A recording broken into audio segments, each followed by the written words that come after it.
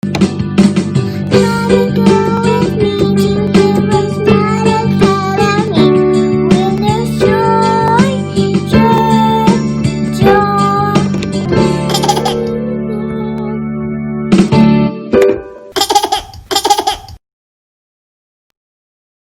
begin with a word of prayer and we'll move right along into today's lesson.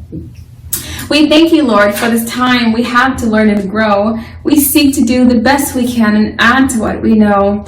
We love you, God, with all our hearts, and to others love we show. Pleasing you is our goal, not to our lesson we should go. In Jesus' name, amen. I believe in Jesus Christ, the Messiah who died and was resurrected from the dead to save humanity from sins. He is my Lord, Master, Boss, and Savior. I love God, I love myself, and I love others with the God kind of love. I believe the Bible is inspired by the Spirit of God and is the basis for morality, rights, and wrongs. I look to the Spirit of God to understand God's intent behind every letter of the Bible. I abide by this intent, and I live to honor God in thought, in word, and in deed. I believe there is a heaven to gain and a hell to shun. Father, please give me grace and mercy to please you more. This is my morality creed. In the name of Jesus, amen. Hi, little hero. Mrs. Nita here with HeroesMart Homeschool Academy. It's good to have you back. Thank you so much for joining me. In today's lesson, we're going to be talking about the denominator. I'm going to introduce it to you, though it will not be introduction for many of you. If you've gone through the previous grade levels of mathematics curricula and the HeroesMart Homeschool Academy Godly Learners brand, then you would have already been very well acquainted with fractions. But today, we're going to look at it as more of a refresher for you. If you're new here, however, then hopefully you'll be able to glean something from today's lesson. So let's talk about denominators. In the previous lesson, we talked about how we can take a solid piece of paper and divide it into different parts to create fractions. A great example of that is just taking a solid piece of paper, dividing it into two, and once you create that crease, you can open it. You can see now that it's divided into two parts.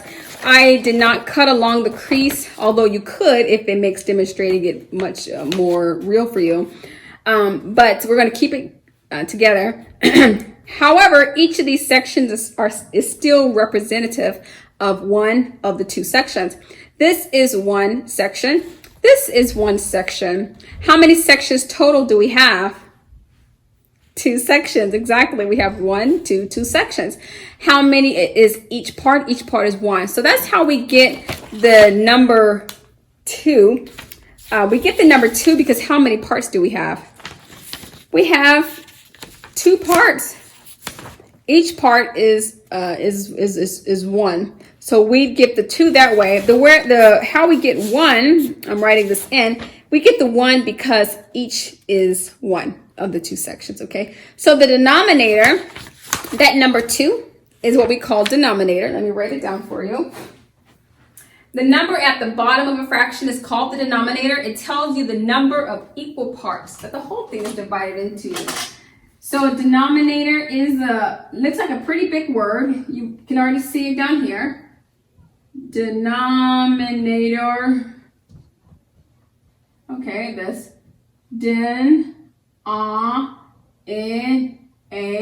Tor. That's 1, 2, 3, 4, 5 syllable word. And looks pretty big, but just know that's the number at the bottom of a fraction. So the number 1/2. This number is the denominator, okay? That's the denominator. And this is the number that we're talking about today. In the future lessons, we'll talk about the numerator as well. But today, we just want to focus on the denominator. So let's talk a little bit about a denominator a little bit further. The number at the bottom tells you how many total parts there are. So if I were to say, how many parts do we have total here? You say, well, there's 1 and there's 2. If I were to cut this along the crease, there'd be 1, there'd be 2 parts. The same thing is true if we were to use a 3-part piece of paper. We were to take the paper, divide it into 3 parts, as we've demonstrated in a previous lesson. Open it, you'd have how many parts? 1, 2, 3. Now, instead of 2 parts, we now have 3 parts. So that's where you get the denominator from. Now we have 3 parts. We now have 3 parts. That 3 is the denominator.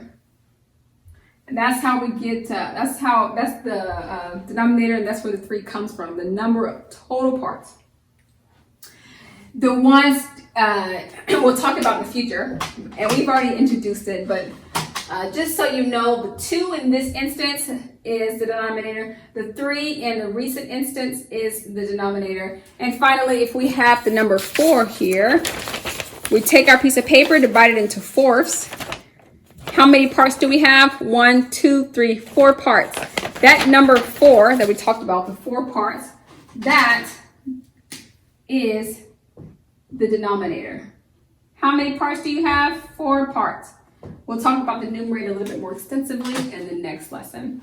Boys and girls, I hope that helps to help you understand what a denominator is, and I believe you do. Just wanted to give you an opportunity to refresh your understanding in the case you needed to do that. Thank you so much for coming to class. Please do not neglect to complete your exercise on your workbook, but until next time, remember, Jesus loves you, so do we. God bless.